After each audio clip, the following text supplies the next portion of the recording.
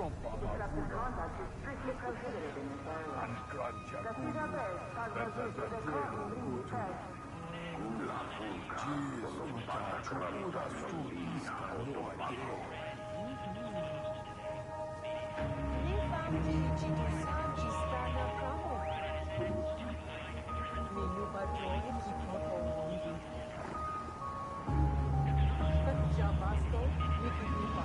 Incoming fire from 5-0. Clear documentation report.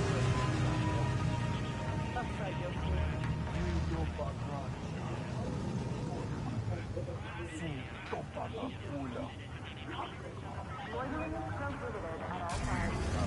Develop back to the door at command level.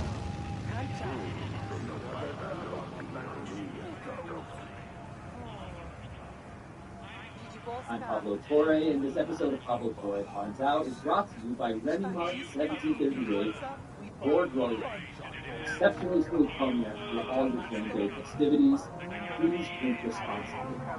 Because today, we're going to find out what this is. Yeah, I mean, I know a lot of people want to want to be on the street, so, we're going to get around. Eventually, it gets to be from people that I know.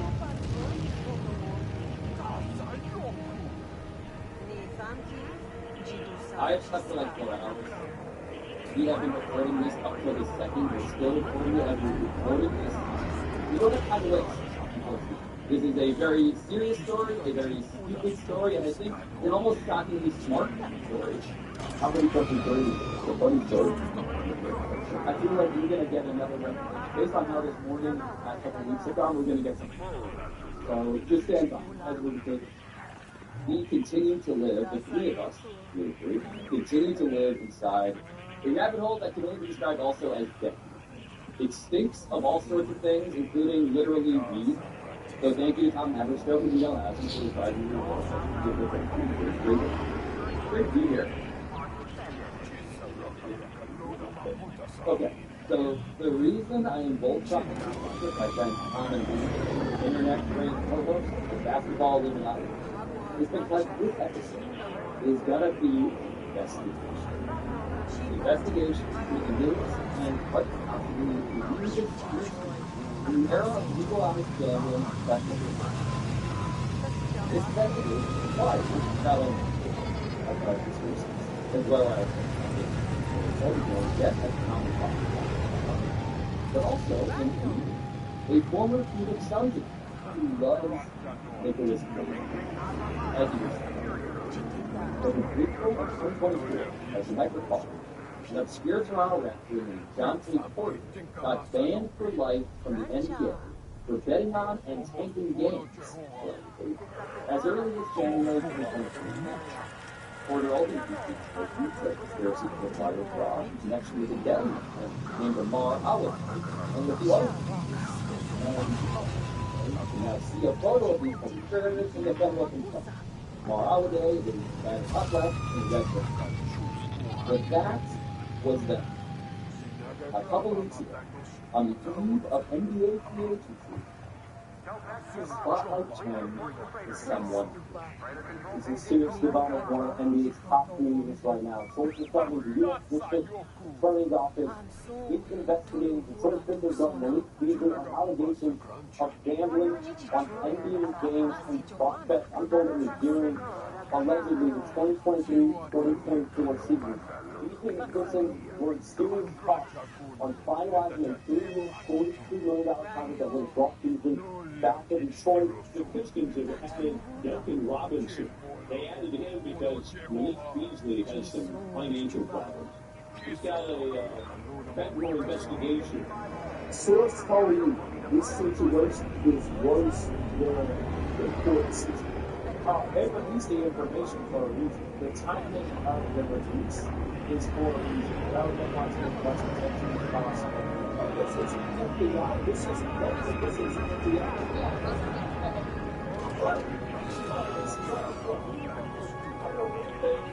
The scientific restore for this one is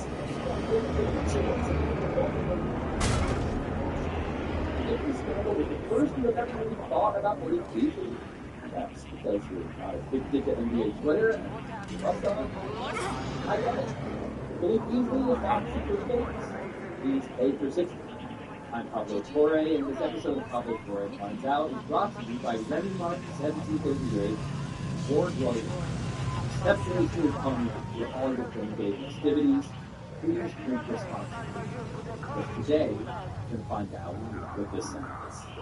Yeah, I mean, I know a lot of people about the one in the gambling space, so it's going to get around. Eventually, it gets to be from people that I know.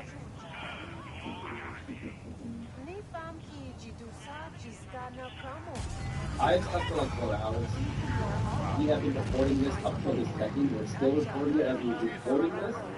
We don't have time to waste, unfortunately. This is a very serious story, a very stupid story, and I think an almost shockingly smart story. How many comes in threes? The funny story. I feel like we're going to get another revelation. Based on how this morning and the past couple of weeks have gone, we're going to get something. So just stand by as we see. We continue to live, the three of us, continue to live inside a rabbit hole that can be described also as death. It stinks of all sorts of things, including literally you. So thank you, Tom Haverstow and Vito Hassan, for reprising the roles as people for the Great to be here. Okay, so the reason I am bold-propping my friends Tom and Lee, internet-trained co-hosts of Basketball Illuminati, is because this episode is gonna be an investigation. An investigation into the newest and quite possibly the weirdest mission in the era of legalized gambling technically. This investigation applies not only like our conspiracy, as well as the exciting to get at the common podcast, but also in a former Phoenix Suns who loves Nicholas Cage. As you will see, because in April of 2024, as you might recall, an obscure Toronto Raptor named Jontay Porter got banned for life from the NBA for betting on and tanking games, as early as January 2024. Porter ultimately pleaded guilty to conspiracy to commit wire fraud in connection with a betting network named Amar Oliver and a few other people on our YouTube channel. You can now see a photo of these critters in the federal complaint. Amar Oliver is in top left in red hoodie. But that was then. A couple weeks ago, on the eve of NBA free agency, the spotlight turned to someone new. It's a serious development for one of NBA's top three leaders right now. So it's discovered the U.S. District Attorney's Office is investigating Attorney General Malik Beasley on allegations of gambling on NBA games in Foxbet unfolding during allegedly the 2023-2024 season.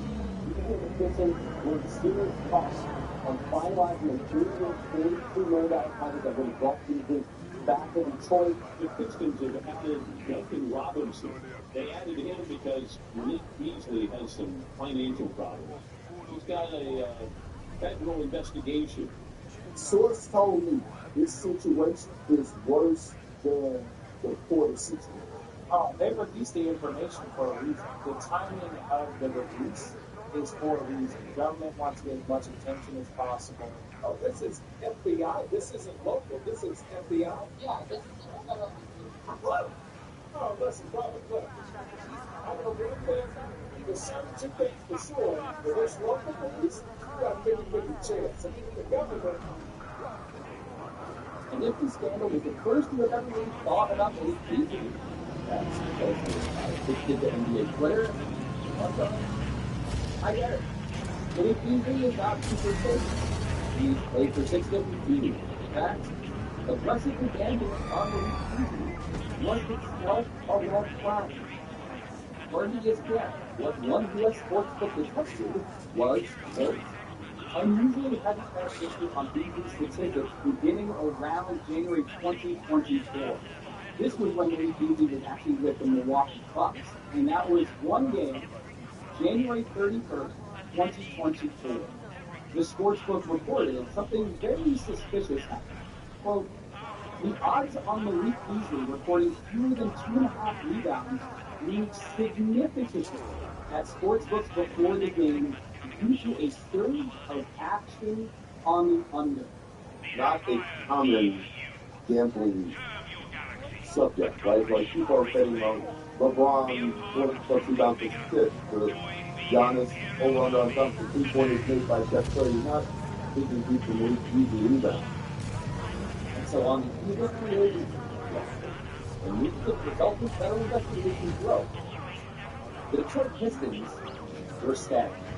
They had met with Malik Beasley, according to sources at Hightower, Malik Beasley and his agents, and were basically ironing out the markings of a $42 million contract. 3 years, $42 million, which, if you look at the capology, that's basically the full mid-level exception, which Malik Beasley was so close to getting. In fact, if there's one more thing to know about Malik Beasley, is that as a basketball player, he is radically different from John Tatum. Malik Beasley is one of the greatest, full stop, greatest three-point shooters in NBA history. He had the Minnesota Timberwolves single-season three-point field goals made record. And then a couple years later, he did the same thing with the Detroit Pistons. The list this past season, it was Anthony Edwards very narrow. Justin Adams and Malik Beasley would have Steph Curry.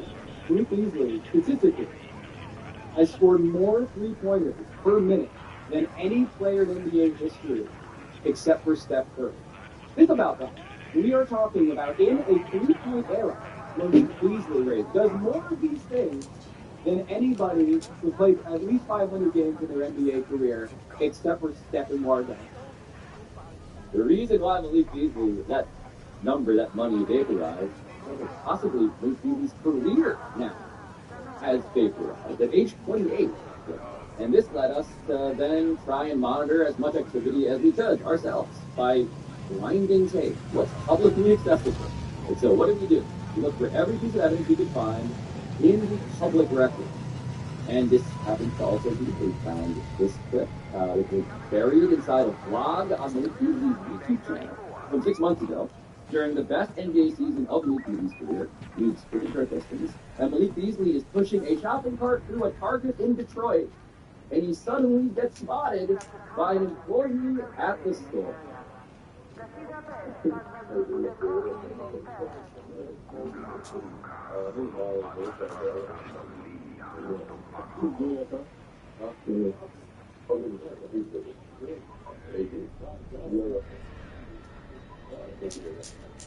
Malik Beasley holding his hand up in the air and saying, whoa, FanDuel, I can't talk about that. That's right. And as we will find out in this story, everything is so complicated. Like, even that little clip. And that's not even a clip that's been circulating on Twitter or Reddit or TikTok. We found that one buried, but the stuff that's been going viral. There's one in particular, right, that is back to his days in Minnesota. This Minnesota one, viewed 14 million times. And everyone that I talked to in reporting out this story, they had all seen this clip. And they'd all laughed at this clip in ways that everybody, where it's just like, I mean, come on. What this clip is showing us is a very alert Malik Beasley with 5 seconds left in the game, waiting for a free throw to be attempted by the Clippers, who are up big in this game. The Timberwolves are going to lose this game. But Malik Beasley doesn't just get the ball and let the clock run out. He gets the ball and sprints all the way down the floor.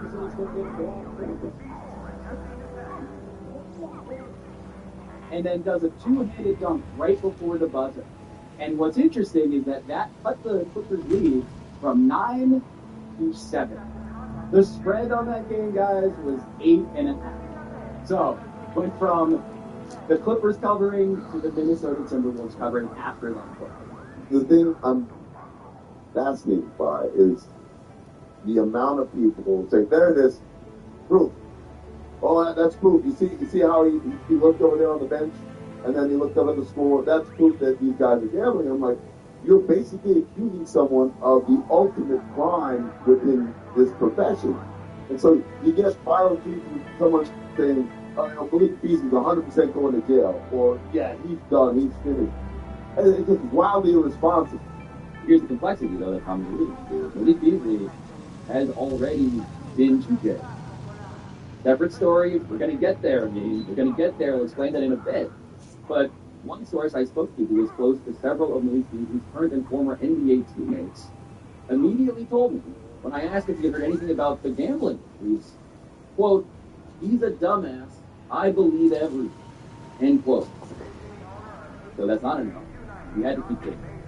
The thing that we got to, guys, the real story inside the story that no one else is really talking about, is this mystery. It is an online mystery that I believe, and we all know, is the key to understanding the story of Malik Beasley as well as this era, the era of legalized gambling in sports in general. And this mystery started in January of this year with a Twitter user who goes by the name of _NBA. You might remember that on January 30th, 2025, a few months ago, this news broke. After a developing story, the NBA confirmed Thursday that suspicious gambling activity surrounding guard Terry Rozier and game nearly 2 years ago is now being investigated by federal prosecutors as part of the same probe that led to the lifetime ban of former Raptors player Jonathan Porter at the time Rozier was playing for the Hornets. So Miami Heat guard Terry Rozier, who's under contract with the Heat as we speak, he became the second player after Jonathan Porter to be publicly identified as a part of this federal investigation into sports betting. And what I'm told is, contrary to Shams Charania's reporting, that Terry Rozier has not been cleared of any wrongdoing, only that his name came up in the existing federal investigation. And this relates directly to why Moose is this character that we're focusing. It's _NBA, Tom, speaks to the federal investigation, which clearly is also still ongoing. Right, on that day, the same day that Terry Rozier news drops, this guy, _NBA, tweeted something that was even more provocative.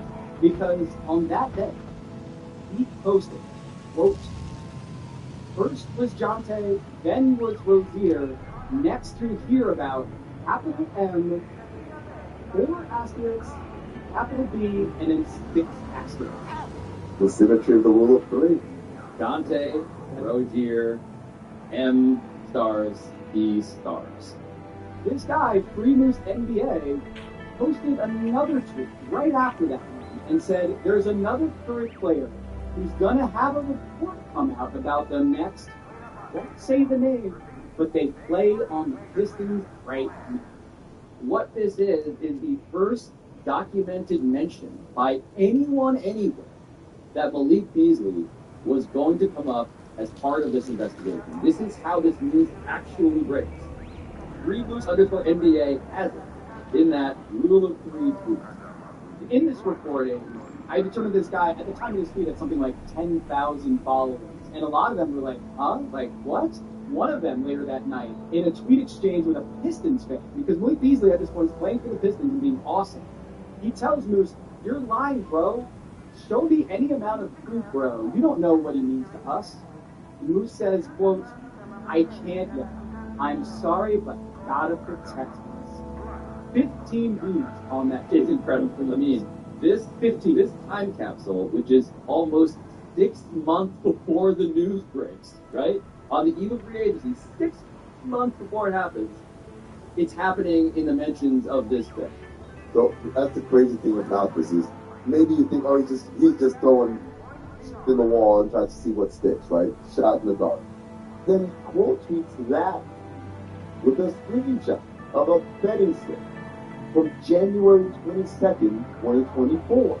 That betting slip is Jonathan Porter under on points, 5.5, and under on rebounds, 3.5. Now I know what you're thinking. Oh yeah, that's the game, right? No, the game that was in the court filings that's under investigation was, for the first time, was January 26th. Yeah. Meaning, whoever placed the slip had the in on the Jonathan Porter months before the investigation was announced. The question here is now very simple, right? On some level. Because the entire internet, the entire NBA, we can now confirm this, right? Everybody begins to ask, who the f- is Moose _NBA? how did a random Twitter user on NBA Twitter know about both Dante Porter and also Malik Beasley on the day that Terry Rozier's name was included for the first time, the second of the three guys, before any of this was breaking, making things way more complicated, is that _NBA deleted his account and then disappeared off the internet. Nobody, to this day, has been able to solve the mystery of who is _NBA until. Oh, that was good. That was good, Papa. I just want people to know that the story involves not just _NBA, and not just Nick Cage, but also the Legless Woman, Carmelo Anthony, Needle Coins, my old friend Larsa Pippen, and arguably, guys, the greatest play in modern Knicks history.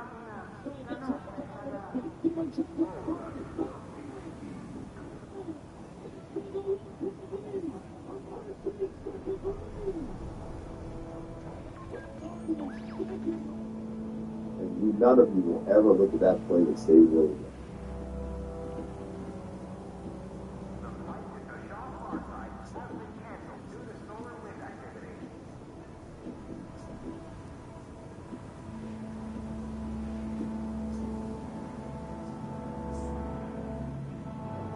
Okay, so before we get back to the mystery of _NBA, we need to also very quickly explain here, as much as we can, where Malik Beasley himself actually comes from. And I did not fully appreciate this until we, again, got into the rabbit hole on him. I did not know this at all until we started digging into all of this. Malik Beasley comes from Hollywood, right? His parents are both actors. His mom has had small roles in Tyler Perry movies, in The Hunger Games, in Bad Lieutenant Protocol with the aforementioned Nicolas Cage.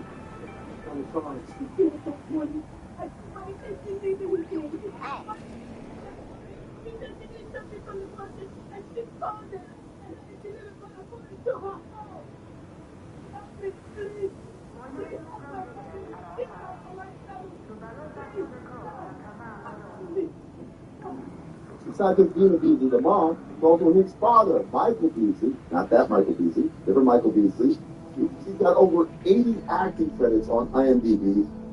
Denzel Washington is friends with him. He calls him the king of the Hollywood South because Michael Beasley has appeared in so many movies and TV shows living in Atlantic. And he and Denzel were together in The Great Debaters, and Flight, and Two Guns. Those bunch of shit. Lawyer. What's the big bit, boy? You're down in Sonora. You don't think Genesis and the VA know about you and Poppy lawyer? I know you are. I know I need a lawyer. The fact of the matter is that the actual famous actor that started this all was Malik Beasley's grandfather, John Beasley. He's the most famous one. He was in Sum of All Fears. He was also in The Mighty Ducks. And the thing that I just could not believe is that he is the assistant coach that you might remember from Rudy. My job is to basically beat the shit out of you for the next 5 games. Whoever is still standing in, maybe we'll watch out. Malik Beasley did wonders. Got drafted 19th overall by the Denver Nuggets, out of Florida State. But he also likes to say, if you get him one-on-one, he's a bit of a child actor himself. Honestly, if you want to see me in the background on the exit, making the Venus family reunion. Before you get an extra look, I was an extra in the Venus family reunion. You want to see me? I was dancing in my mind. I don't think any show has ever investigated the Diaz family reunion more thoroughly than Pablo Torre finds out. He assigned a certain fact checker, producer, to go through the film a total of 5 times. We're looking for young Malik Beasley dancing with demons, right? We're looking for this scene that he described on that YouTube live stream with Neon, and we regret to report that we could not find this. We have no evidence of it. We're fact-checking every element of this story, as you will see, as much as we can. But something we did find, instead, is a quote that Malik's parents gave to an outlet called NoiseOmaha.com in 2022. According to Michael, his dad, quote, sometimes Malik wants what we have, and so he's in a rush to get it. People think because these guys have a lot of money, they're mature. End quote. Dina, the mom, adds that making millions of dollars at a young age, quote, does not equate to knowledge or experience, end quote. Which I think naturally does bring us to the time we mentioned before, where Malik Beasley, in real life, did go to jail. What you should know about that incident was it came in the spring of 2020. When Malik was with the Minnesota Timberwolves, he got married to a woman named Montana Yao. And by the fall of that year, his house had been mistakenly added to what is known as the Parade of Homes Tour, which in the Minneapolis area is not just a big event. This is one of the biggest home tours across the country. Now, if you're looking for something to do this weekend that doesn't include large groups of people, how about taking a drive to explore some of the beautiful homes on the Spring Parade of Homes Tour? Yeah, there's 234 houses open numerous trips today and tomorrow. This is when a car full of people pulled up to Malik Beasley's house. And apparently, in the court records of this incident, he had roped off the driveway. That your love parade is not welcome here, is the implication. Exactly. Move along. So this car pulls up to the side of the road, not in the short road, to the side of the road to figure out what are we going to do next. And that's when they turn and they hear a knock on the window. And Malik Beasley came out. He pointed a rifle at the car. And that incident was reported to the police. The police come to the property, Malik Beasley's house, and they search his house. And this criminal complaint immediately pulled on this. You learn that the officers found multiple guns, almost 2 pounds of weed, a note, this is my favorite detail, a notebook that had written across the cover in all caps the word trap with 2 exclamation points, and the notebook contained, in case you were of course wondering, quote, rules for smoking marijuana in the home. And one of the rules, quote, only spend $2,500 a month on it, end quote. Are you sure that notebook isn't also in Pablo Torre's house? 2 months after this incident comes to light, right, he signs a 4-year, $60 million extension. He's big payday. Like, he did it. He not just made it to the NBA, but he was able to get that big second contract that every NBA player. And what an awesome leap for him and his wife Montana. Right? Just imagine. $50 million comes in. Except 3 days after that deal gets signed. And this is also while Malik is simultaneously awaiting sentencing for the gun incident. He is photographed holding at a mall in Miami with a masked but unmistakable former PTFO guest, like the two of you, by the name of Larsa. The ex-wife of Scottie Pippen, future ex-girlfriend of Marcus Jordan, and also, crucially, a recent guest on the Jason Lee podcast. When you look back on a Malik and go, that was a mistake, why do you think you didn't treat it when I saw it? COVID break. We just had COVID.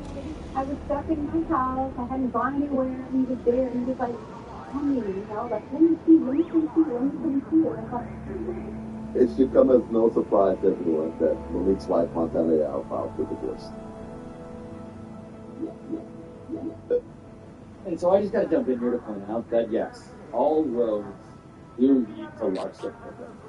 Because of course they do. And from there, Malik Beasley's road gets a lot rockier. Proceeds to plead guilty to a single felony charge of threats of violence to the whole parade of homes in Portland, Minnesota. Quote, I'm not that person, end quote. But then that person gets sued repeatedly over approximately $8 million in total. Some of this has since been settled, but the list of creditors includes a Maryland firm that specializes in loaning money to pro athletes, his own apartment building in Detroit, his former agent in New York, his barber shop in Milwaukee, and Not to be outdone, his dentist in Minnesota is also suing him, Dr. Hassan El-Shahabi. And by the way, Minnesota proceeds to trade Malik Beasley to the Jazz, which trades him to the Lakers, who don't renew his contract, and so he winds up in Milwaukee that way. Playing in that game on January 31st, 2024, they got flagged for suspicious betting activity. The season before that, Malik Beasley had been making about $16 million. But Malik Beasley, in the season where all of this stuff is happening, he has dropped his salary 90%. A 90% pay cut. All of it makes the story of Malik Beasley look as simple as that wildly viral clip of him going coast to coast and covering the spread in Minnesota. But in the course of fact-checking, we wound up giving that clip, that same clip, the Media's family reunion, as it were. We watched the film over and over and over again, while ultimately calling for a deeper statistical analysis. We discovered something shocking about its alleged complicity. It is not simple. I talked to Mike Bowie for this story. Like, he is this analytics guru, this mastermind behind this amazing, indispensable site called Inpredictable.com. And most of the stats on his site are about clutch with respect to the score of the game. Meaning, game within 5, final 5 minutes, that's typically what we know as clutch. Yes. But there's this other piece that until we were reporting this story, I don't think anyone's really kind of done a research project like this, which is what if we were looking at clutch in terms of the spread? And according to Mike Bowie's numbers, he looked at this since 2021, so the last 5 seasons. Here are the numbers. Garbage time, so when the game is out of reach, but Vegas clutch situations, the spread is still in play. Malik Beasley shot 62% effective field goal percentage, which is weighted for three-pointers, on 147 attempts. Garbage time and Vegas garbage time situations, which means both the game is out of reach and the spread is not in play. Malik Beasley goes from 62% of field goal percentage up to 64% of field goal percentage. So what this says is, when the game is meaningless in both the score and the Vegas spread, he gets even better. Malik Beasley is a garbage time guy. That Minnesota Timberwolves clip, it's just Malik Beasley all the time. And so I do want to just now focus, though, on the most compelling piece of evidence that has been reported, right? Which is that there was this unusual betting activity, this spike in betting activity. This is seemingly the one and only identifiable example so far that we have. And it's this flurry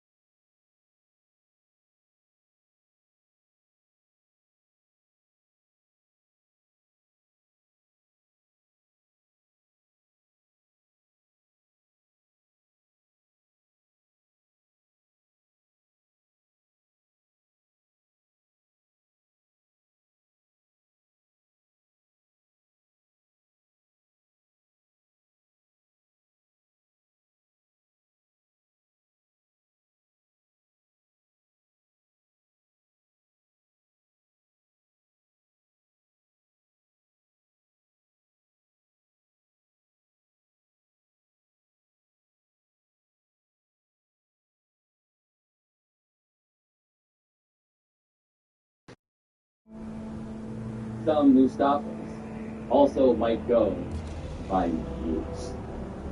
The most common nickname of anybody in the Arabic name is, if your name's Muhammad, how many people are going to call you Mo? If your name is Mustafa, how many people are going to call you Moose? Yes. The problem with _Mustafa_Omar, as you can tell, is that this account didn't exist anymore either. But when you searched for that specific handle, _Mustafa_Omar, on Elon Musk's deeply broken platform, something interesting and even weirder accounts kept popping up. And this one was actively tweeting about the news. This was at 123-747-484-849 lowercase. This is the Tom Cruise Mission Impossible latex mask on Twitter, right? It's just like numbers. They'll never guess who it is. But if you obsessively scroll through tweets sent by at 123-747-4849 lowercase a long enough, well, you can stumble across another clue, another need. And this one is a reply to another former PTFO cast, Worldwide Rob Perez, a crucial node on the Knicks social blog on Twitter. Because Rob was running a promo where the prize was a signed Jalen Brunson jersey. When at 123-747-4849 lowercase a replied to Rob and included the screenshot of his personal account on a Fantasy Sports crypto platform as proof, there it was, in full clarity for the first time.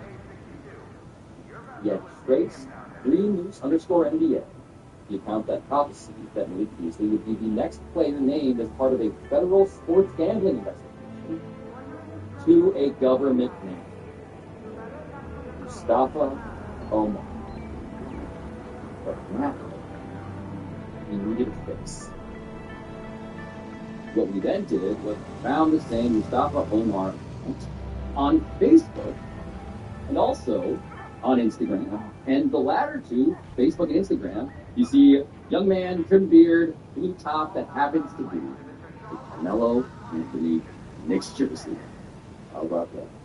One of the DMs that I sent in the past couple weeks, I was trying to get to the bottom of the story, and one of the sources sent us a screenshot of a since-deleted post from Moose_NBA himself, which showed the same exact young man with a trim beard posting a selfie video while trying on a Knicks varsity jacket at a store. And the caption says here, Knicks jacket, do we like or not? Only $75, LOL. But Tom, why would someone save a screenshot of a deleted selfie video about a jacket shouldn't buy it now for $75? Because a lot of people do not like Moose NBA because of what happened next. This brings us back to the original bio of Moose NBA, meme point expert.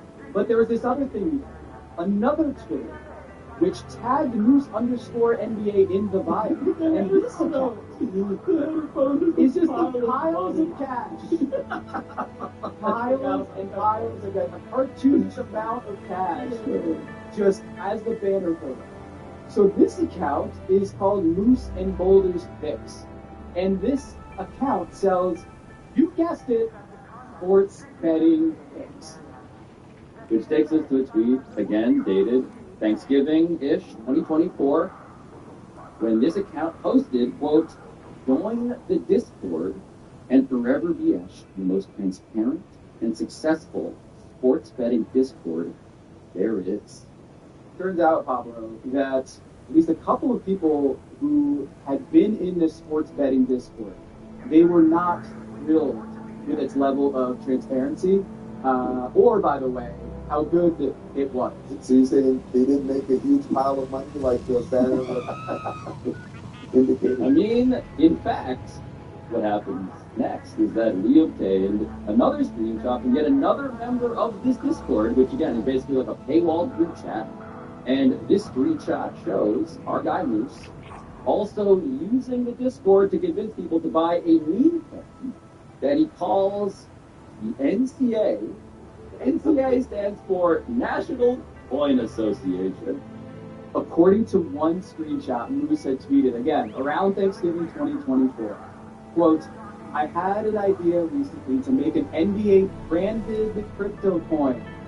The idea was to make a Discord community incentivized around the coin, have a nice TC or Kucha, to talk hoops, gambling, and crypto.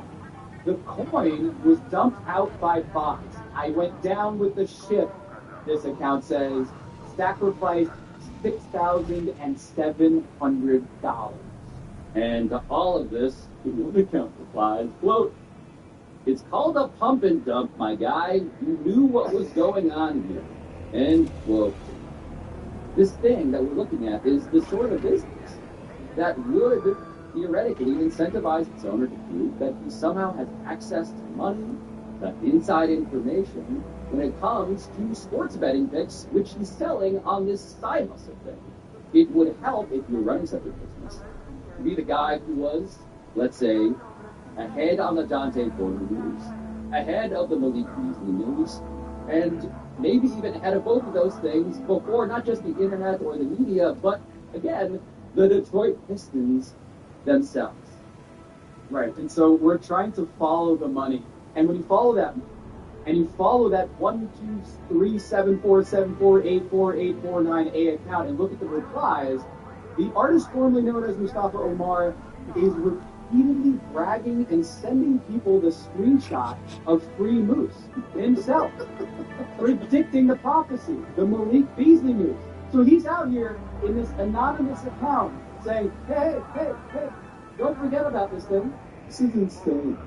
It's like, I mean, let me see if I can follow the logic here. He's like, hey, you should trust me because I have the inside scoop on what bets are going to hit. Well, how do you have that? Well, because I know they're cheating. The whole point is, I know because they're fixing it. And so as we're scrolling through these brags, right, this is the reporting process, scrolling these brags, brag, I had a question that occurs to me as I'm just seeing this happen over and over again. And the question for Tom was, if you were to slide into those DMs, Tom, do you think Mustafa Omar might actually want to talk?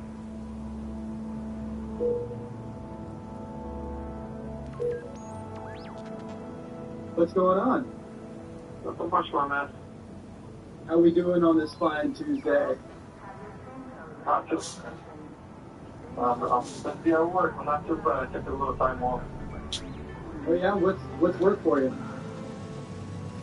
I am a manager at a food shop. Okay.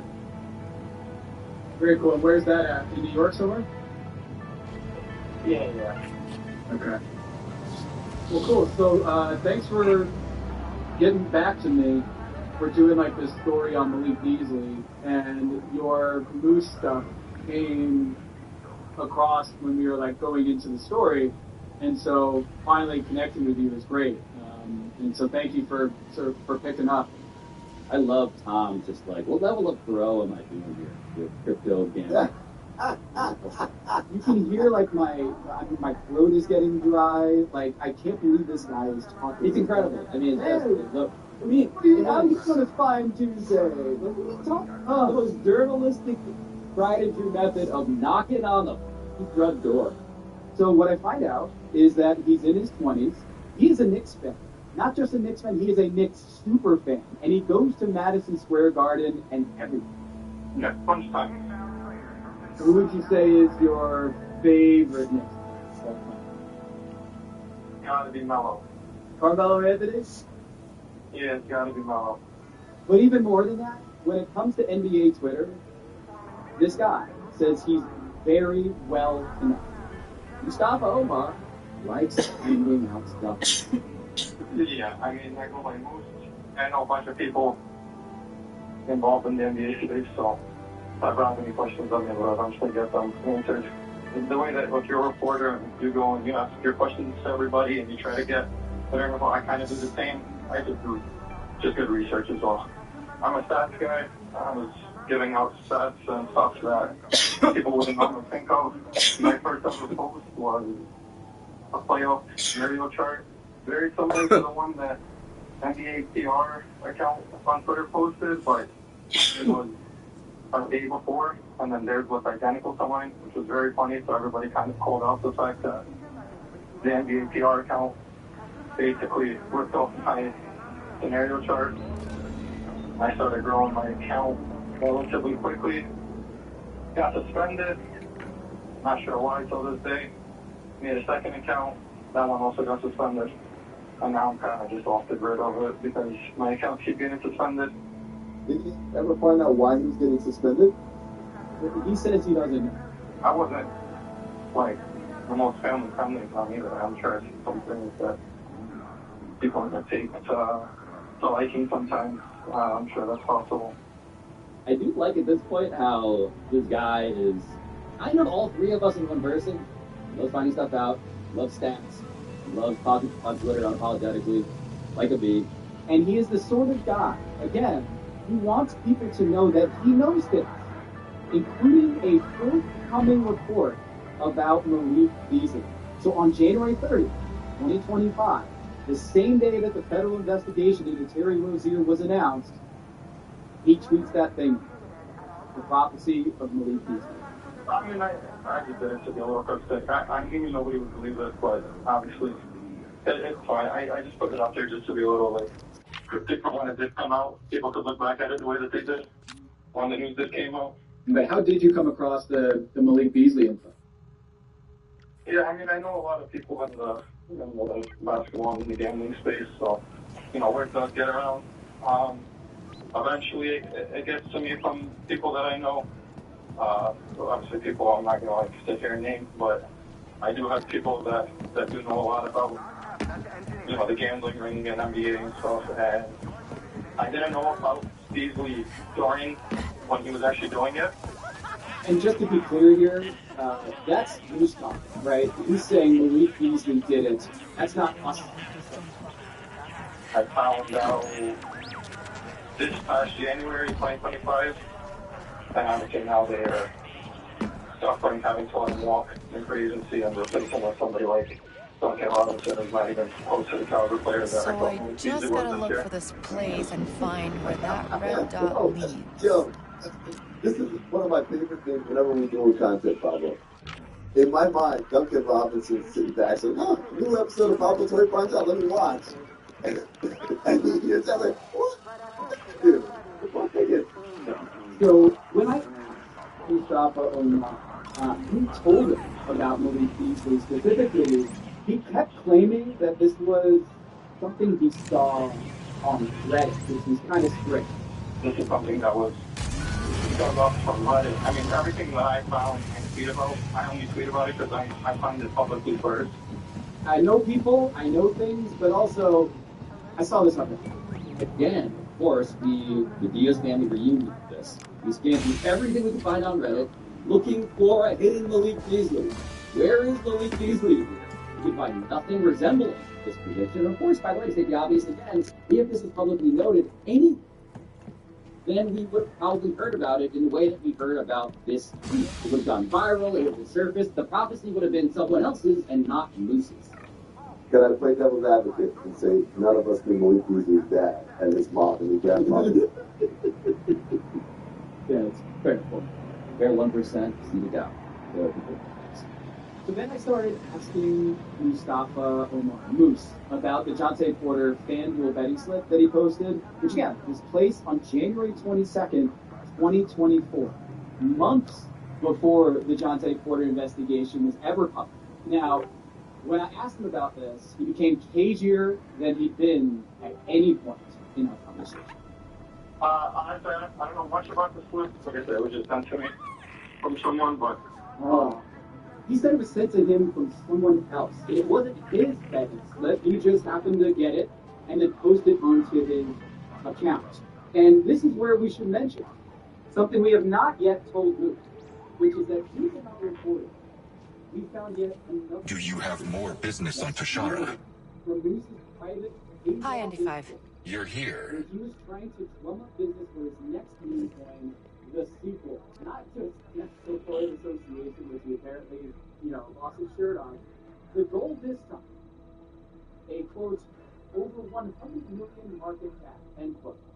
on November 27, 2024, he wrote explicitly, quote, "This next project is going to have people Leave if you involved want. that no I will one wait here." will even be able to get their hands on. Some names I can't even legally mention because they made so much money off a certain NBA gambling incident last season and are facing trial. But they will be involved in this. So, hold on. At this point in time, November 2024, the only gambling incident known, confirmed in the NBA. I am ready when you are to leave this In the moon. Dante Porter story, the feds found this deeply sloppy private telegram. And the most memorable character in Dante Porter's success was the owner of a deli on the Roosevelt Island here in the city of New York. And this deli owner, I mentioned in the past episode, was not merely a person that Dante Porter owed, quote, significant gambling debts to, according to fellow prosecutors. I also remember this deli owner as a neighbor because he had been previously embroiled in a scandal of a different kind. And this is the scandal that involved an unhoused woman who fell into the subway as the F train was approaching. And as a result, she lost both of her legs. The woman sued and was settling with the MTA, which runs the New York City subway, for $4 million. The person that she trusted to cash one of her final settlement checks for around $800,000, according to these legal documents, happens to be this same deli owner. What the fuck? The name of Amar Awad. And Amar allegedly took that check, the city's payback, to, again, a homeless, legless, wheelchair-bound woman who's also suffering from mental illness. Took that check to his friend who was a bank manager, and then they got the $800,000 deposited into the account of his deli. Amar denied in court. The case that was eventually dismissed, although he did admit that $80,000 did wind up in his personal. So prosecutors arrested you, alleged that he spent the woman's money on, quote, gambling trips and wedding expenses, including a bachelor party in Las Vegas and honeymooning in Turks and Caicos. This is as dark as it gets. And this is the part where we were talking about Larsa Nicholas. Things are so lighthearted back then. What I want our audience to know is that what I started doing with this was comb through every publicly accessible social media profile we had ever found for our guide. And while looking through the names of the people that Dr. Omar is friends with on Facebook, I found one extremely familiar. Let me guess. Amar Awad.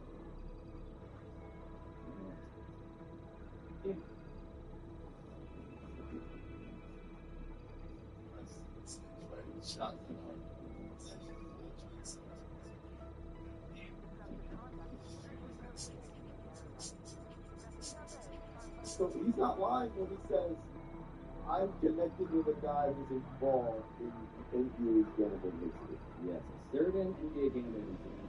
We're in fact with a connection to verify that. They are literal Facebook friends. And furthermore, what I did with my life was I naturally plunged further into the Amar Awad rabbit. And this one brought me to a source that I encountered here in New York City who knew from back when they were both frequenting these allegedly illegal private poker games in Manhattan 5 to 8 years ago. And my source said that this game that they were playing actually took place in a private apartment. This is how this works. Residential building, top floor, just blocks away from Madison Square Garden. It's a smooth, that's where it was at the time. And it's a sort of game where the minimum buy-in is $2,500, aka the monthly allotment for weed according to the draft rules that we encountered before. There is no maximum, turns out. It's otherwise full of lawyers and doctors and hedge fund managers, and also, according to my several of the names on those Dante Porter group chats who also wound up getting arrested. one of those sports associates who got arrested was a dealer at this poker game and told another dealer, went by the name of Bruce, and both of those guys also got ensnared in this probe. Anyway, when I joined my source to fact check this profile, this Facebook profile of Amar Awad, what he immediately said, without any knowledge of any of this episode, I didn't mention Mustafa Omar, friend or anything. I showed him this photo, and my source just immediately over the phone. And he identifies him as, oh yeah, I have stories about this. And what my source told me is that even after Amar was identified as being involved in the Dante Porter investigation, remember, Dante Porter was saying, the life from the NBA as of April 2024, Amar was still asking people trying to set up poker games. Quote from my source, I do remember thinking, is he so arrogant that he thinks he's above this? End quote. This takes us directly down to the phone call that Tom was having with the guy who loves Carmelo Anthony, Facebook friends with Amar, who had also just been telling you, Tom, I believe, the following about the Dante Porter betting slip screenshot they tweeted out back in January 2023. Honestly, I don't know much about this slip. Like I said, it was just something from someone, but... So here, I had to do the most important thing in this conversation. I had to ask Bruce about his connection to Amar. Are you friends with, or do you know Amar Awad? No. No? No. Okay, because I saw that you're Facebook friends with him, and so I figured maybe that was somehow you were associated with him. No.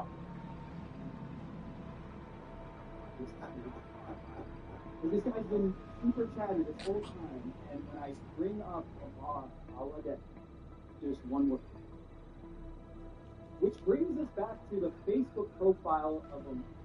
Another photo that you can see at the top. The banner photo. It's a bit blurry. It's like someone is taking a photo from way back in the 300 section, and it's kind of zoomed in. At the center of this photo is a guy who looks like Amar, standing courtside on the baseline at Madison Square Garden. And what's important here is that in this moment, this person is also dapping up all black dude dressed in all yellow. A yellow sweater with matching yellow shorts, wearing a baseball cap. The photo was uploaded. You can see it on Facebook. The photo was uploaded on April 23rd, 2024. So this is during 2024 NBA playoffs. So what do? You go to the game. You go to Basketball Reference, schedule and results. You click just to see if the Knicks were playing any time around that date on April 23rd, 2024. And you can see on that date, in the Knicks schedule, April 22nd, they beat the Philadelphia 76ers in an extremely dramatic game at the Garden.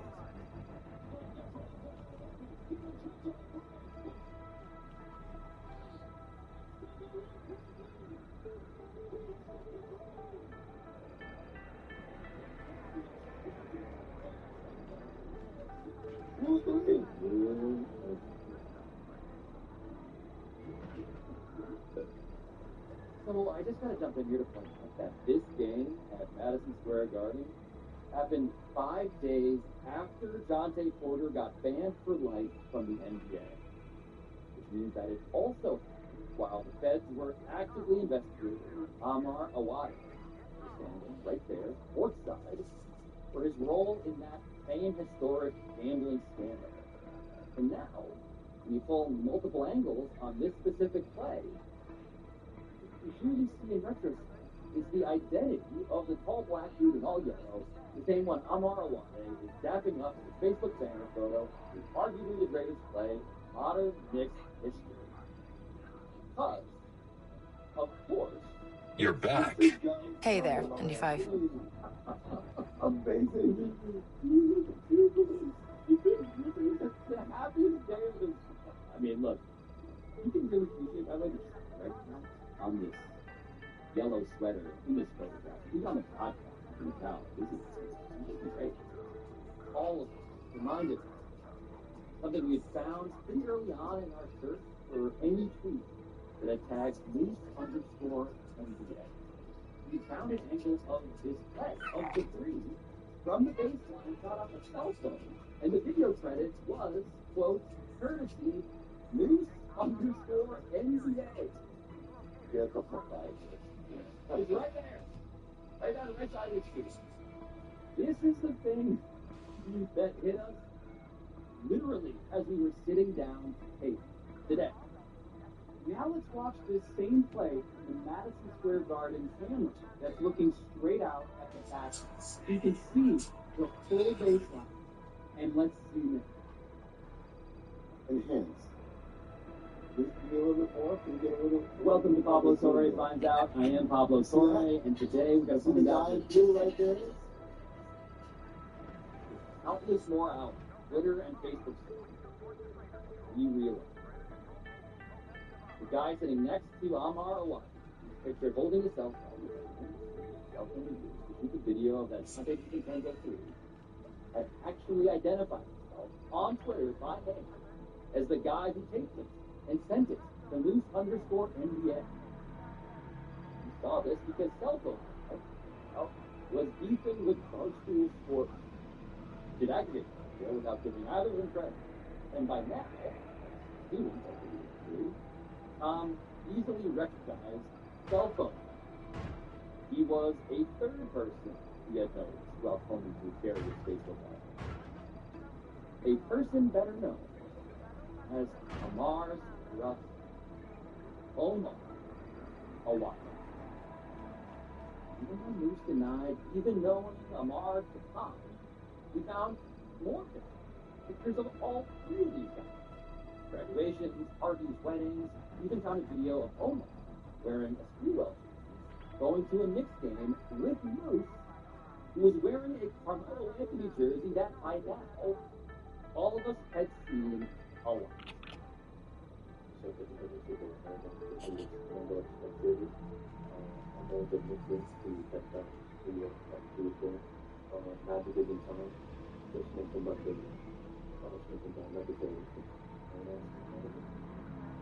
At which point, it became clear that loose_NBA, Twitter's Malik Beasley prophet, was more than just Facebook friends with alleged Dante Porter co-conspirator Amar Awad.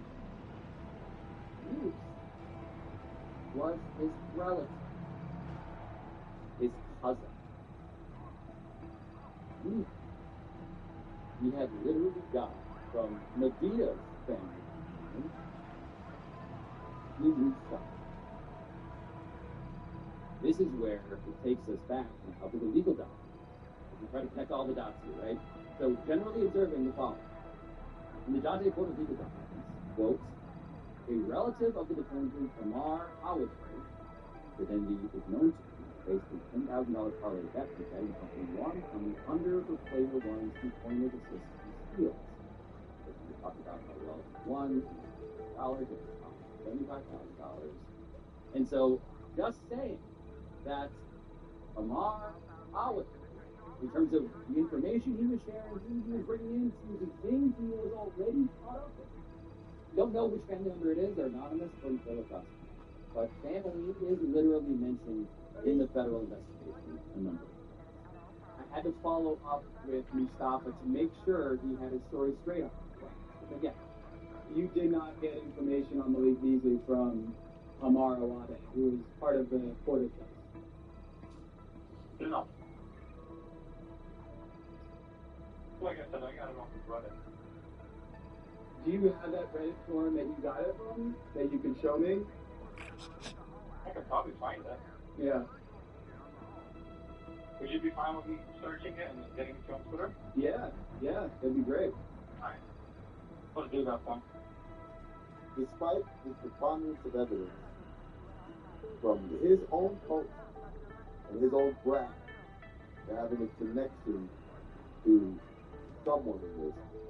He claimed zero knowledge and that he got it from Reddit. Yeah, he said he got it from Reddit, and it was public. And after I hung up with Mustafa Omar, who promised me to hit me back Hey, on ND5. Twitter and send that Reddit post that would clear him of all of this and just say, hey, they had it, it wasn't me. What happened next is I logged back into my Twitter and I DM'd him back a reminder, being like, hey, yeah, you can just grab that Reddit post and send it back to me. Whoop. Got an error message.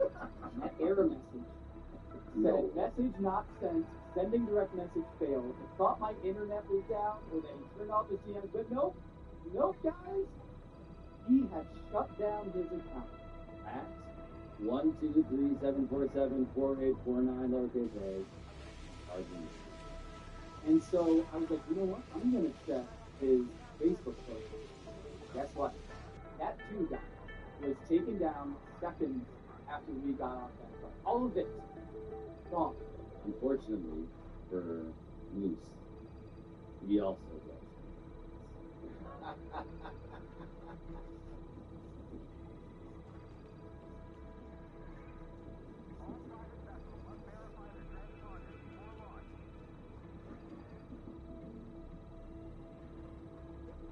So this is the part where we need to just sort of like take a step back and just think about what it is that we're trying to do. Because the timeline has the Jontay Porter betting slip, right? This is now what Moose had posted. That was dated what? The betting slip, if you look at it closely, it says January 22nd, 2024. Okay?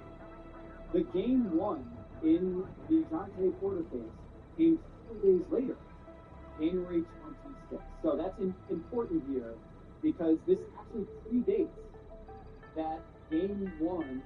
It is to say, I mean, that what we are circling here, what we've been exhaustively reporting here, actually is ostensibly an expansion of the scope that the Eastern District of New York, the U.S. Attorney's Office, had published, which started 4 days after this.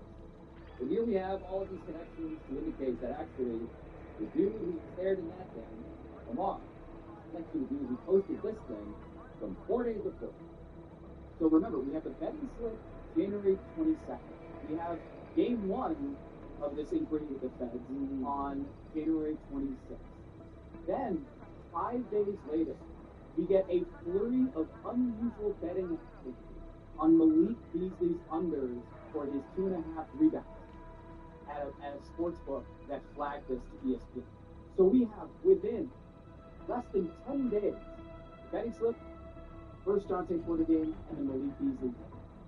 You have to note the timeline here that this January 31st game it's not like a random game in terms of the timeline of things. It puts it within basically a week. It's all of the stuff. In our example, again, of the rule of three, this is how this all unfolded. What we've established in that timeline is that there are some things that are documented and undeniable and confirmed in terms of, yes, connecting, or at the very least, moving the dots close together. They're all conspicuously proximate to each other. And by the way, we've also been making calls about Malik Beasley. Malik Beasley's attorneys, detaining. He did send us a statement, right? Here's the statement from Steve Haney. Presuming someone is guilty when they haven't been charged with the crime, let alone convicted, is a dangerous narrative. The mere allegation had caused irreparable harm to Malik's image, reputation, and career. The note I want to get to at the end here, by the way, is that when it comes to, so what explained all of this, right? Our investigation continues. It does. It continues because we have reason to believe that these are not coincidences, that these are connections. We have reason to believe that when it comes to Enzo Bianchi coming in on an under, Malik Beasley ends up hitting the over really hard to his level of hunger and play. But you also have Bruce and Lamar, his Facebook posts and his details and his pictures courtside that we should not say what we are tempted to, but we could present, in the words of Denzel Washington, two guns. One thing might be important for everybody going forward. Those bucks are true. Boy. What's the big deal? Boy. Can you be able to know about two popping boy? I know you are. I know I'm here. Hey there, 95. And on that note, you are to probably mention that the lawyer for Amar Awad, currently on house arrest, find comment to PFO as the U.S. Attorney's Office for the Eastern District of New York is an entity that I now wonder about this. What I found out today is that our news has actually expanded the FBI's scope of the Jonte Porter scandal, the betting scandal, beyond what the government itself has been able to publicly establish. And you've connected to the prophecy of the Malik Beasley investigation. If not Malik Beasley, noted garbage time guy himself. But maybe my biggest takeaway, as we try to square that particular circle, concerns what it really takes to investigate a scandal in the age of legalized sports gambling. And legalized sports gambling is obviously everywhere. DraftKings was the sponsor of this show for the first year and a half of our existence. They remain the major partner to Meadowlark. And to their credit, by the way, they want to catch that. They are incentivized to try and flag those suspicious bits of betting activity. That's how a lot of this stuff is being caught in real time. And yet, this age has spawned a wave of conflicting and new vulnerabilities, and this general conflict, in the words of Bruce's Discord, of hoops, gambling, and crypto. Which means that I'm left here at the end, presenting my internet-brained, exhausted friends, Tom and me, with a disturbing truth about ourselves. The characters everybody needed to study this entire time were on the place that we all say we want to leave, but clearly haven't. NBA game. The Godfather 3. Every time I think I'm out, pull me back in. Really? This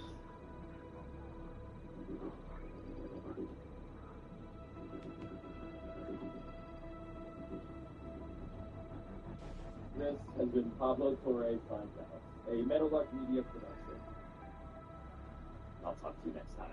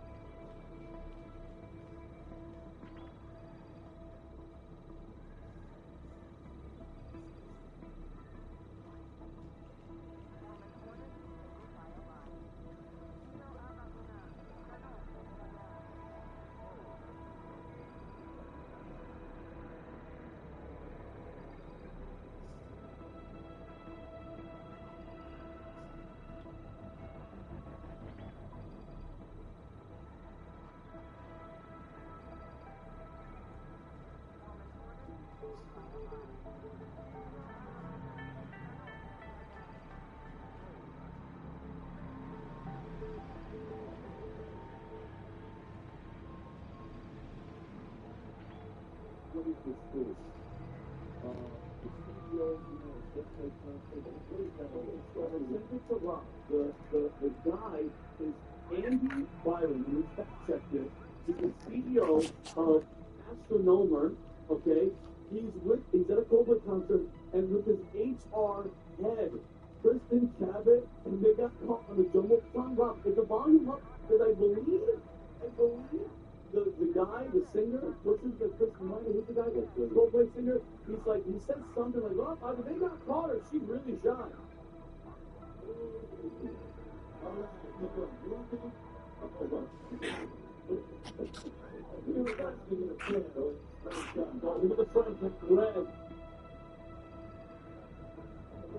Oh my, so that's the CEO of the company.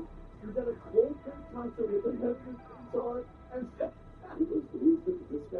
He's an astronomer. His name is Andy Byron. I looked it up, Ron.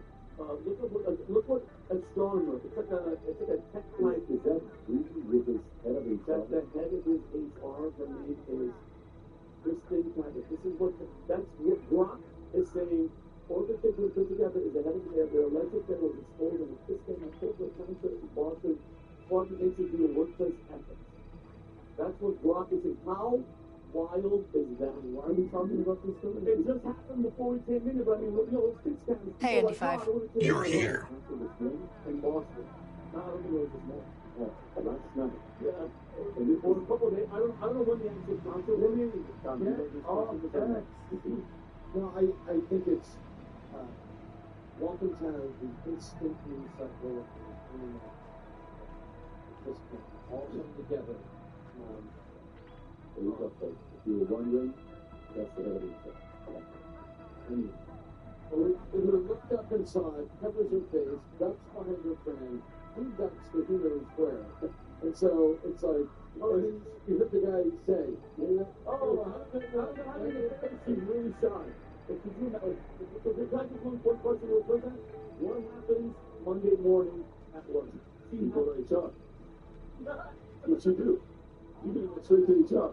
Well, it starts and ends with HR. Oh my God. So I'm going to look at HR. How are we going to handle this? Seriously, she has to go. You get enough to beat them.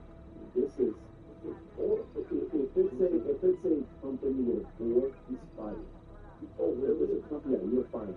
Nothing. Because it's showing, I don't know how big this astronomer, how big is astronomer, go to astronomer's punch list. Astronomer's punch list. Is it a big company? Have you ever heard of astronomer punch? Astronomer, where's it, Light State 62, that's one of the rating plans.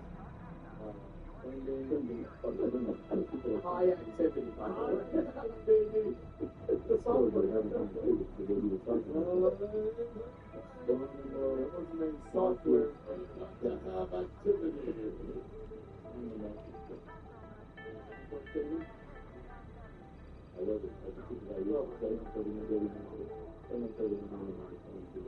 Okay, I mean, if it's a nearly $1 billion company, you have a board, seems to be funding, you probably own a percentage of it. What percentage of the company does Andy, this is last point, Andy, Y-R-O-N, so what percentage of company is doing? Can you find out what percentage is doing? If it's less than, yeah,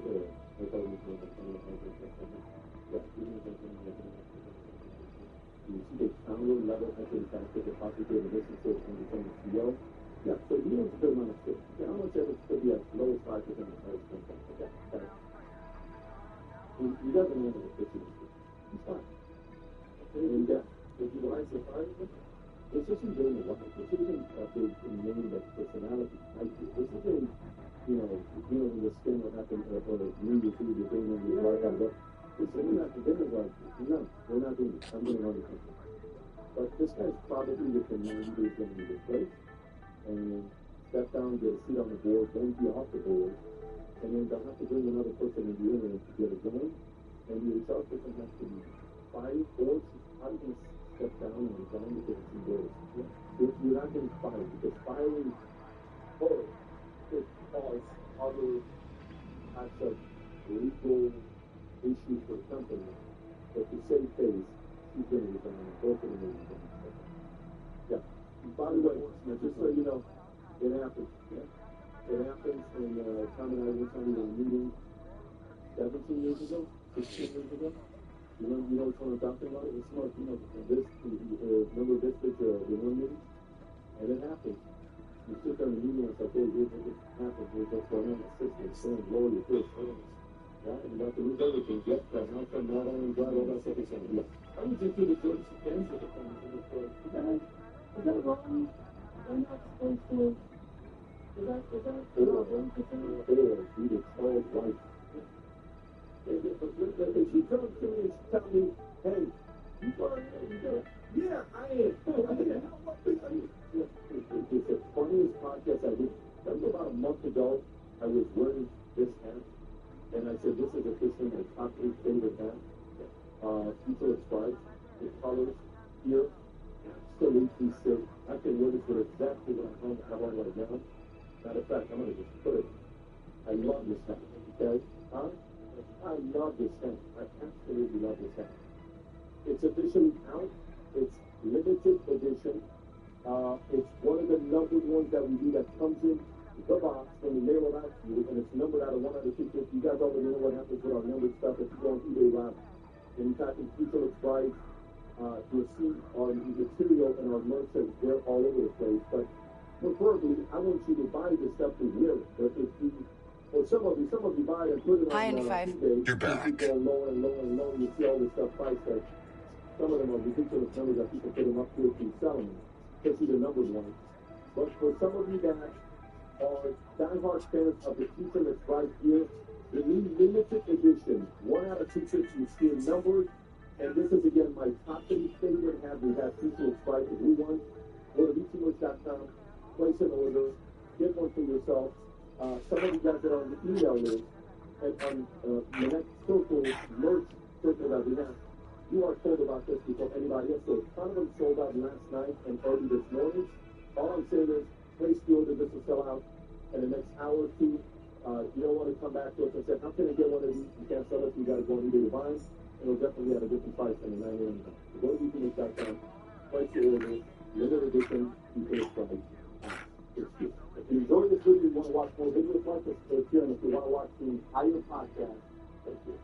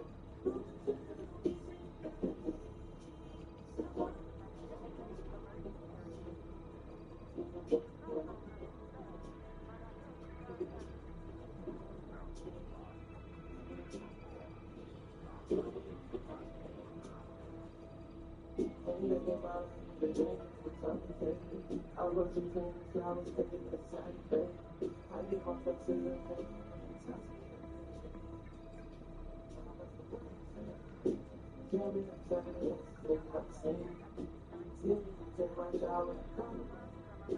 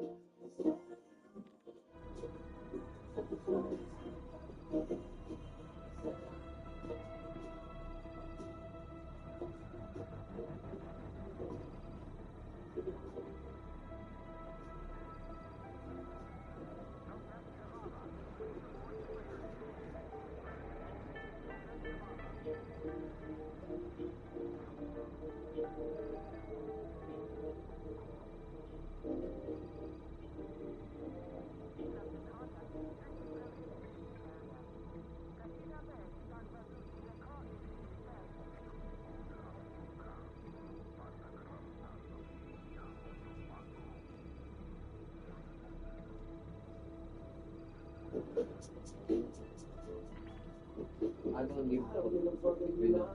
I don't give a fuck if you lie like me. Ask me how to be real. Can't say it didn't surprise me. You ain't been standing beside me. I was just fucking you. Let's go.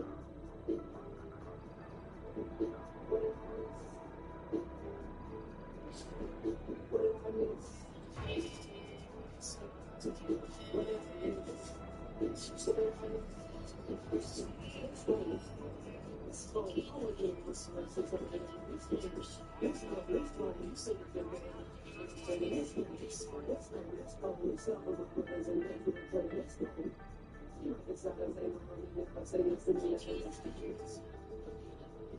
Hey there, ND5.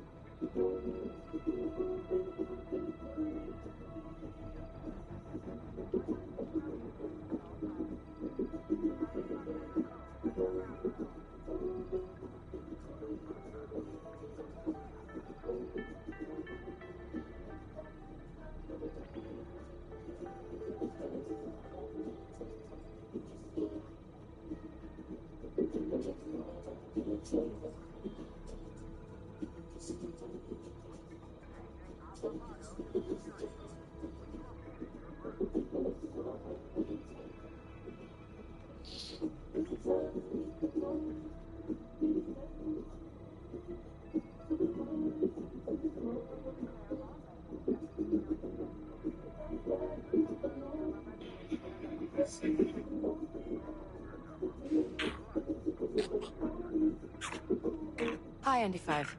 Hey,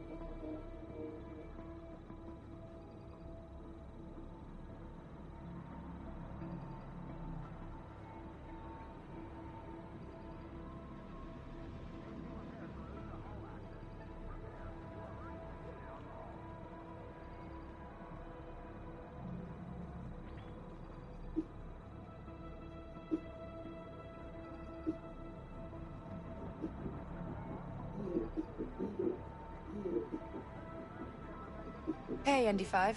Hi.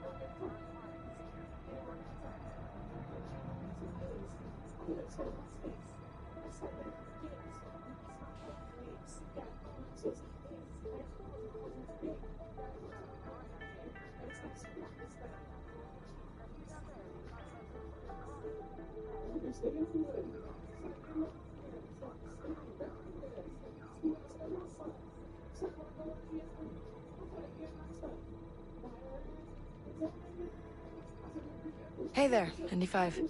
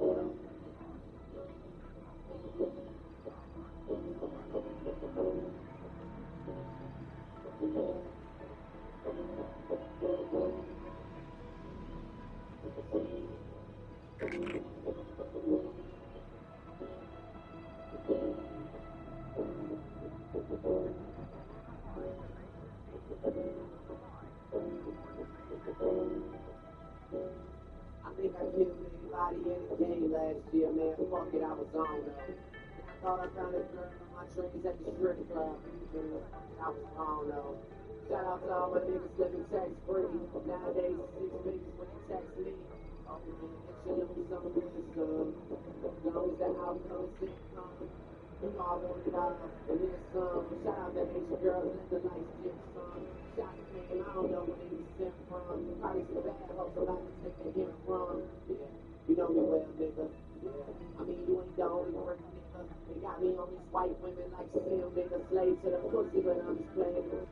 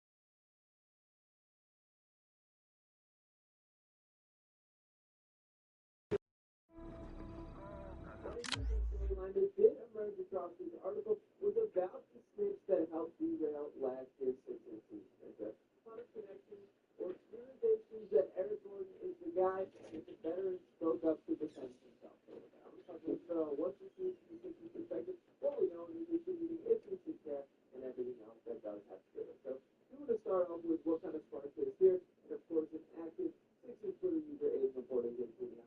By the way, Eric Gordon was the snitch that leaked stuff that took place inside the Sixers locker room. He also sucked at basketball and could never rise to the top. Why is he on our team at Barrymore? Now, to this point, Eric Gordon himself steps in the comment section to defend himself, saying, "Dude talking stupid shit. I'm going on year 18, and that ain't my rap. Get your facts straight." Now, the one thing that I will acknowledge here is this isn't exactly an outright, I did not do it, in a way that I think if I was in those shoes would probably be my defense there. This is not me actually accusing Eric Gordon directly, but I will say I've had a little birdie tell me it was Eric Gordon as well here. Now, as far as the overall conversation, I do want to start with the why Eric Gordon is back before I reflect on the full context of this situation. There was no way in which Eric Gordon was not returning to the Sixers basketball team. He had a player option that had full control of his destiny, and they managed to work out a little, we scratch our backs, we scratch yours, by him opting out of the player option and coming back on the veteran center. With that exact action there, the Sixers got a little bit salary cap relief, where the number went from, I believe it was 3.2, dropped to a little bit over $2 million for what the salary cap number would be. And for Eric Gordon specifically, what makes from making $3.5 million to $3.6 million because the salary cap in itself went up there. So there was no way around him returning to the United States by Daryl Morey last offseason. As far as Eric Gordon's performance on the floor last year, it certainly was not encouraging. He played 19.7 points per game, averaging 6.8 points, 1.3 rebounds, 1.76, did shoot 40.9% from beyond the three-point arc, but he's 36 years old. We all know becoming a growing sentiment of how many veterans and washed-up players exist on this Sixers roster and how frustrating that has been. So I understand not wanting him back. In an ideal world, I certainly would not either, but I do understand the context of how we got here. Now, as far as the official situation here overall, I do want to start by pulling up the article itself that I wrote about this. Some interesting quotes from Joel in particular here. Once again, he's coming from the Austin ESPN article. And it writes, "Weeks after the locker room altercation in November, the Sixers held a closed-door meeting to address the team from Mattias to an 11th start. Details of the meeting released the following day. Maxey, who he considers one of his best friends, confronted Embiid about being late for team events and dragged the morale of the group down. Embiid told the reporter, quote, "Whoever leaked that is a real piece of ass." He repeatedly vowed to find the source. Quote, "I know who leaked it," Embiid tells me during a late-night phone call after the season ends. "You do?" "Yeah, but I'm not going to. The past is the past," Embiid said. "The one thing I'll say is, it's hard being around people that do this sort of stuff." And the article continues on to say, "That goes back to the trust thing. Once you cross that, you can't expect me to be a part of a team meeting again. That's just not going to happen. The way you're talking, it sounds like this person is still around," I said. "I don't know," he said. "Come on, Joel. You know who's on your team right now," I said laughing. "Free agency just started. I don't know what's going on. So there's a chance that this person may be around next season," I say. "No, there's a chance they're still around." This does sound like Eric Gordon. In the same context of what I just set up about the opt-out and the veterans minimum, there was a little bit of uncertainty there that I don't know what's going on, but the reality is, like, I think this is probably who the guy was. And when I arrive on that conclusion there, it's sort of process of elimination. I look around the rest of the locker room, who would leak that? If we try to remind on what the exact leak is, I think we'll pull up the John Ferrani article from several months ago at this point. What it writes is, amid a 2-11 start that has been in last place in the Eastern Conference, and with their star trio of Joel Embiid, Paul George, and Tyrese Maxey yet to play games together, the Philadelphia 76ers held a team meeting following Monday night's 106-89 loss to the Miami Heat. The loss was the fourth in a row, sparking veteran guard Kyle Lowry to call for the meeting, a much-needed heart-to-heart and a call to action and urgency, sources told ESPN. Players and coaches held each other accountable and took fault in the start of the season. Maxey challenged Embiid to be on time for team activities, calling out the 2022-23 league MVP about being late, quote, for everything, and how it impacts the locker room from other players to the coaching staff, sources briefed on the meeting told ESPN. Maxey and Embiid have a close friendship and a history of holding each other accountable, according to those around the team. Quote, "Tyrese loves big fella, but this is the elephant in the room," a person involved in the meeting told ESPN. Players told 76ers coach Nick Nurse they want to be coached harder, and that coaches in turn said they want players to practice with purpose and attention to detail. And he accepted the message sent in the meeting,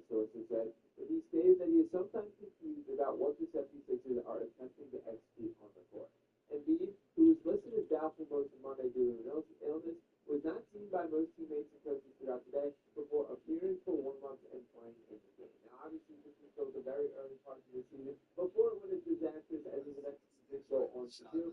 But I think a lot of this is sort of indicative of the entire situation. Now, my biggest problem with this, I do agree with Joel, because these kind of things just straight up should not get out. And you'd be shocked how many NBA teams have team meetings like this that nobody hears of people about. And that's how this exact process should have gone down in Philadelphia. I think Joel is right to be upset about that.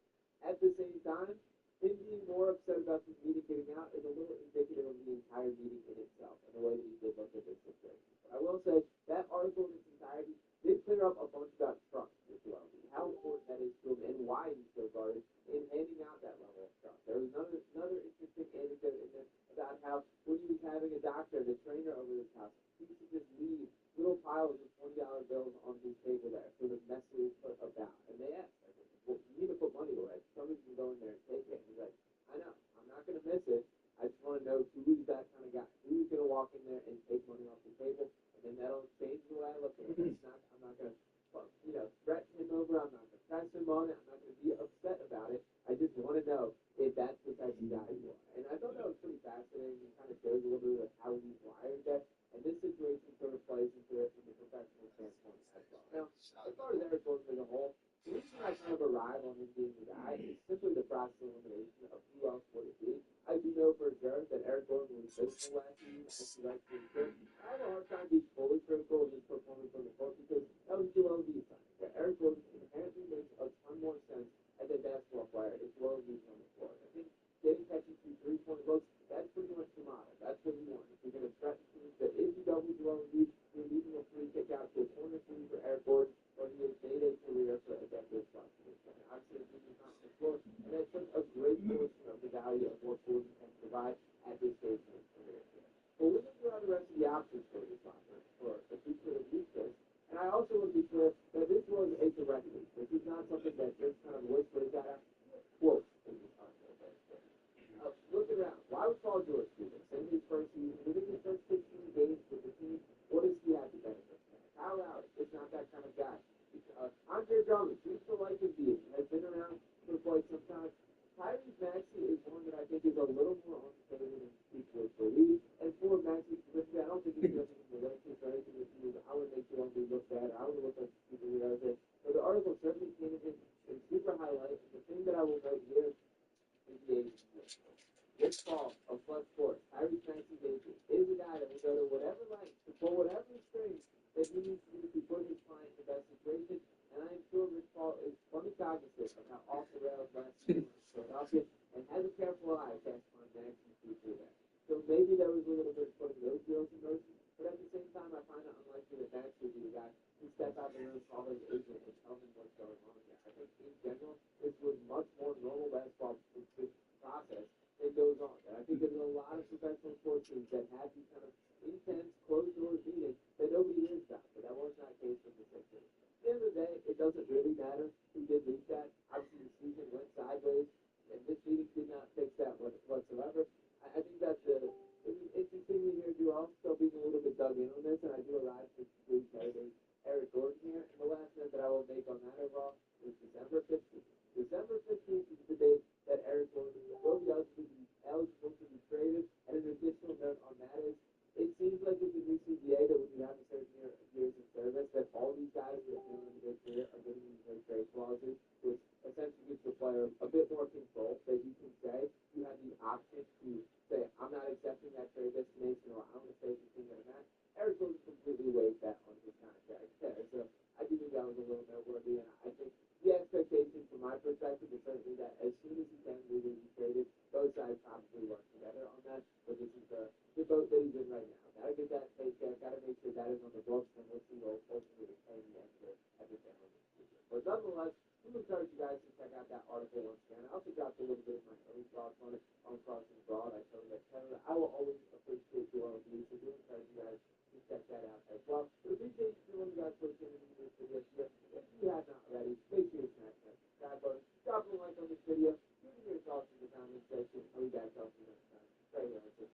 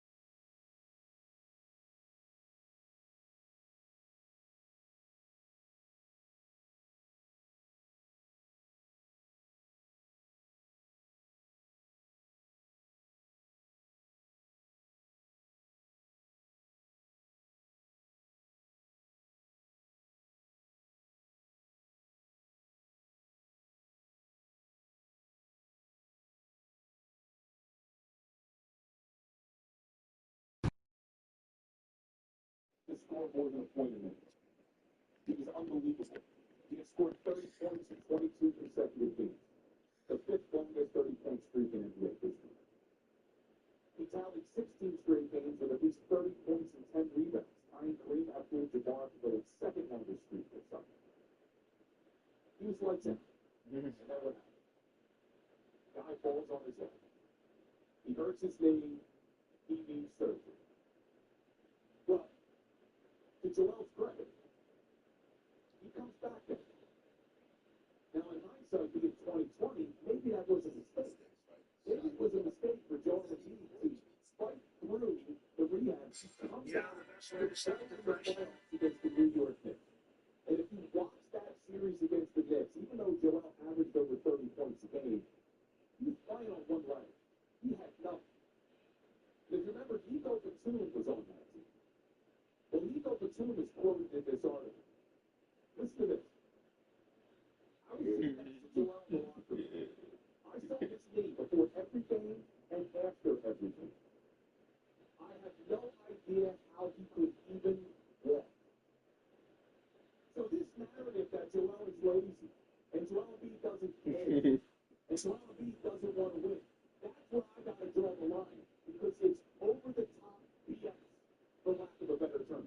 When you got a teammate talking about how I saw his knee, I don't even know how he could walk, and the guy fights back to play in a postseason series against the Knicks, basically on one leg, and averages over 30 points a game. Yes, could Joel Embiid have done things better in the beginning of his career? Of course. Could he go back and change things? I'm sure he would if he could. But how do you call the guy lazy? How do you say the guy doesn't care about winning when he battles back to come back to the playoffs to play on one damn leg and his teammates saying, I don't even know how to walk? Yeah, I don't know how you can say that injuries are an excuse. You know, as you're saying that, Bill, I'm thinking about it. I understand that he's a professional athlete. He's making a ton, an exorbitant amount of money. But imagine the insurmountable amount of pressure that he feels.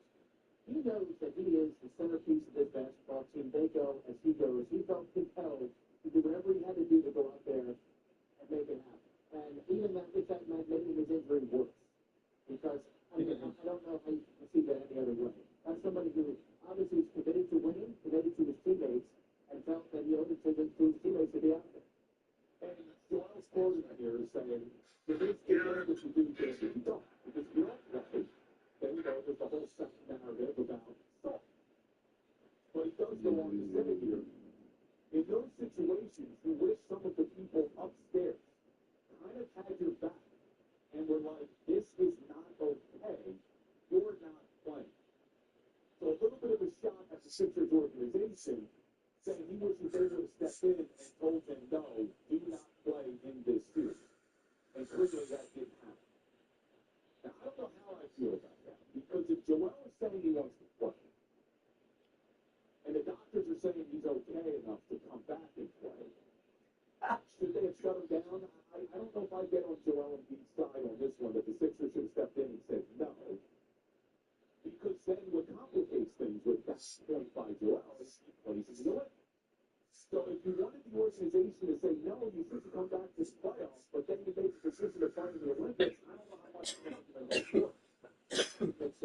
Mixed signals there, and it comes off a little bit like you're playing fingers. That does sound like that.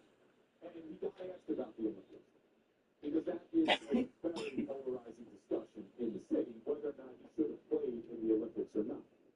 So they dive into it. So the recruitment by Team USA, Grant Hill, started in the fall of 2022. Goes to Embiid's house and is trying to convince him to play for Team USA. October 5th of 2022, Joel Embiid calls Grant Hill and says, I'm in. I'm going to play for the United States. Grant Hill is quoted in this article as saying it was the best birthday present I ever got. So he decides he's going to play for Team USA. We know he wasn't 100% right. He got sick. We learned in this article he got sick during the opening ceremonies. If you remember, it was raining in Paris. Apparently he got really sick. But Grant Hill is quoted as saying, we don't beat Serbia without Joel Embiid. Us being patient with him has paid off. So the Team USA is not winning the gold medal, according to Grant Hill, without Joel. Was that selfish on Joel's part that he helped the country win a gold medal?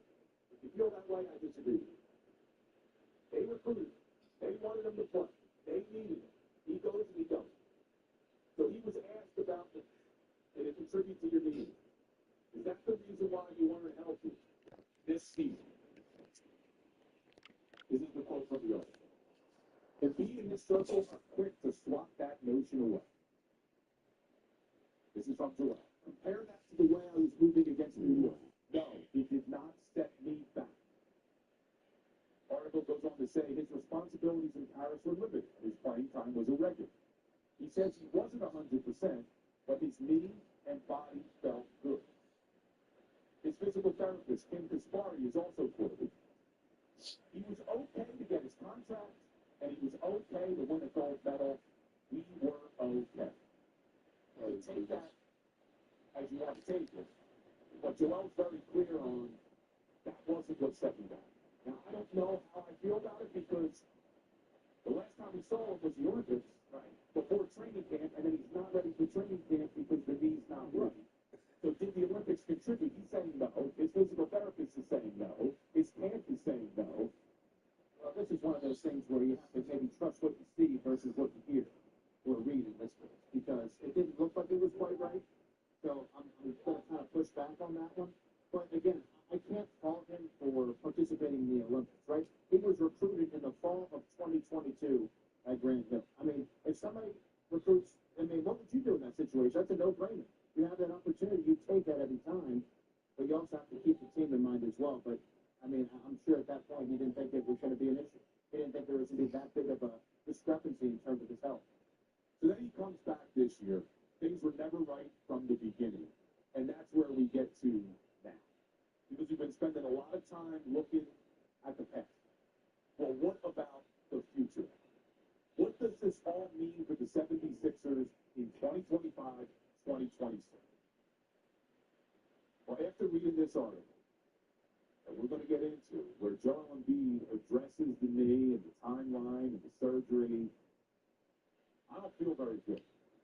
And I don't feel very good because it doesn't sound like Joel Embiid and the Sixers are anywhere near the same page on the timeline or the plan to get Joel Embiid back on the court. What's up, everybody? It's Bill Calavulo from Unfiltered with Ricky Bo and Bill Calavulo. Thanks for watching. Make sure you subscribe to our YouTube channel because we post a ton of content. It's not just what you hear on air. We're posting content all day long. You can see things before the show, after the show, even stuff during the show. So subscribe, like, do whatever you got to do. We got all this content coming to you every single day.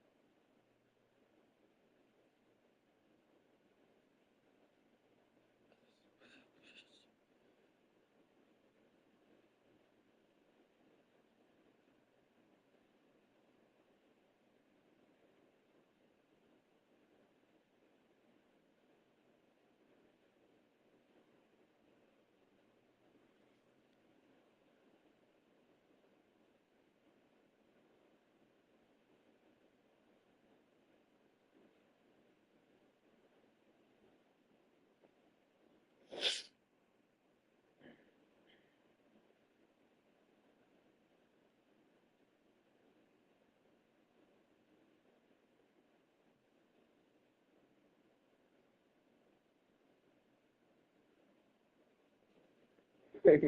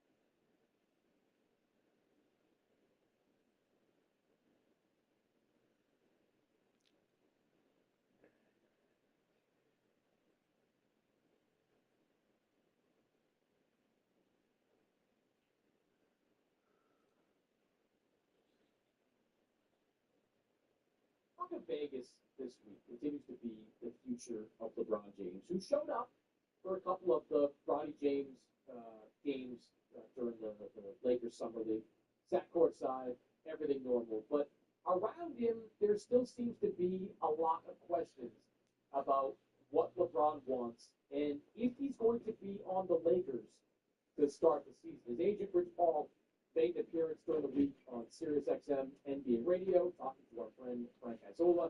Here's a little bit of what he had to say. There's so many voices in today's game, around today's game, in media and things like that, and everyone has a job to do.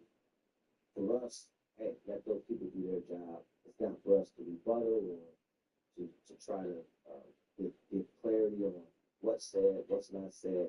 That's not the focus. Focus is, hey man, enjoy your summer. You know, you can't dispel everything someone has to say. Yeah. And you've been around this thing a long time. There's never been an expectation on anyone like it's been on him. But my thing is just continue to find your joy. So, Rachel, my takeaway from listening to Rich's comments is that there continues to be some ambiguity. Like, the door continues to be left open. Like, all Rich was really having to do. Oh, okay. Well, I mean, to me, I felt all Rich really had to do in an interview like that. Like, he's going to be on the Lakers. He opted in. He's going to win a championship. He's going to help the Lakers win. Then we'll see what happens the year after that. Like, there just seems to be the whole kind of enjoy your summer stuff, and you can't control what people are saying around you. Like, that just, to me, just keeps open the possibility that we could see LeBron in a different uniform come October. How did you read those comments? Obviously different than I did.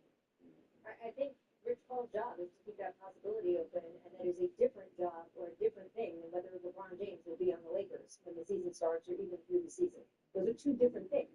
An agent's job is to create leverage and to also make his client happy. And here's what I know about LeBron James after covering him for, I think, 24 years now, since his senior year of high school. He is one of the smartest players in the league or in professional sports. He understands that the LA Lakers are now building on a long-term timeline around Luka Doncic. Doesn't mean that Luka Doncic doesn't also want to win a title very soon, and certainly sooner than the Dallas Mavericks.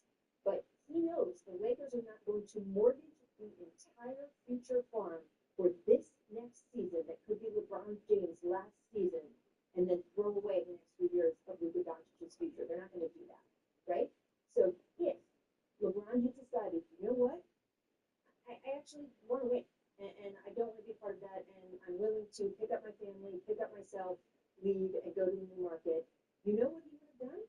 He would have not opted in on his final year of his contract to the Lakers. He could have left LA cleanly, smoothly, without damaging the Lakers organization, giving them a whole surprise bunch of money, and certainly even told them that going into the summer. He would have been able to pick which team he went to. He would have been able to sign with them in a way that would not undercut their core by requiring a trade that would then make them not worthy of being a future title contender in the first place, right? Undercutting what he would supposedly be leaving to do.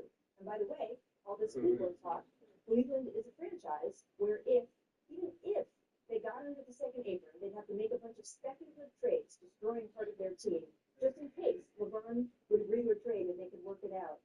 And if that trade was agreed to because of LeBron's salary, that team would be gutted enough that they would no longer be the title contender that he was supposedly leading the Lakers for.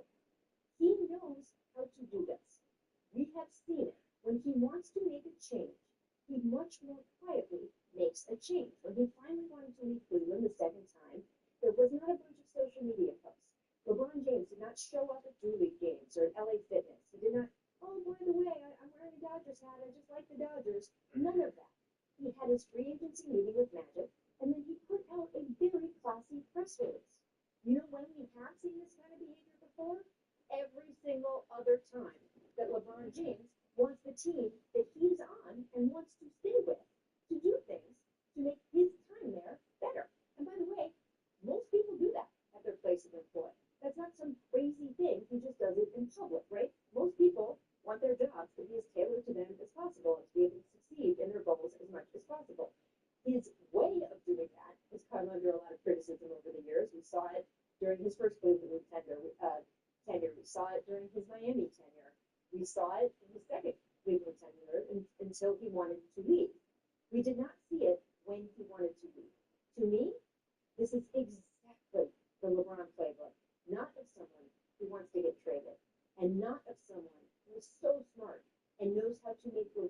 decisions to put himself in a position to win.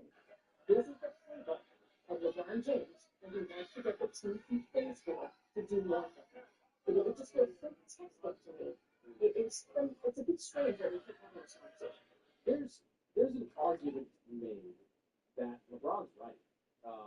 The Lakers are clearly prioritizing future financial flexibility so that they can be in a position to add the next star to the roster whenever it is that LeBron James either retires or leaves the Lakers. But take the name LeBron off the jersey.